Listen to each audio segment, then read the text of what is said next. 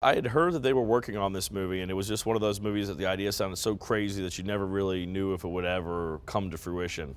And yeah, I got the call that they were actually that it looks like it looked like it was going to happen, and it looked like they had found a time when everyone's schedules were going to line up, and yeah, it just seemed like something you couldn't miss.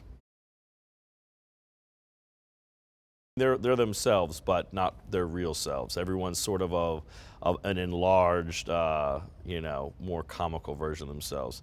Uh, James doesn't really have a house that looks like this.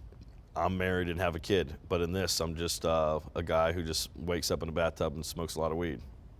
Slightly different.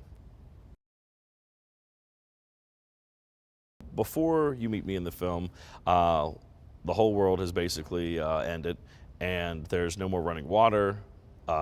There's chaos and demons outside, and our heroes are all locked inside of James Franco's house with a limited amount of supplies.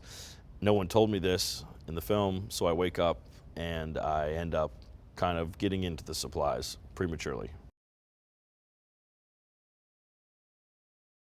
I think that's like the key to anything that's like to good improv is that it's not about just like one person like showboating or whatever. It's just about like making something feel real and feel organic in the moment. And when you have like six guys in a scene, you know, how many times are you in a group of six people and only one person's talking and everyone else is just standing around? It's like it has to be fluid and people finish each other's sentences and add on to what they're saying. And I think that takes a lot of concentration. You have to really kind of find the rhythm and really listen to what everyone's doing so that it doesn't just kind of become a stand-up bit that everyone's just standing around like waiting for their turn to talk. And so I think it makes it more real. People step on top of each other's lines, and when somebody feels like they're on a run, people can kind of sense like, oh, he's getting ready to do something, and you'll kind of back up and let them deliver. And it's interesting finding that rhythm.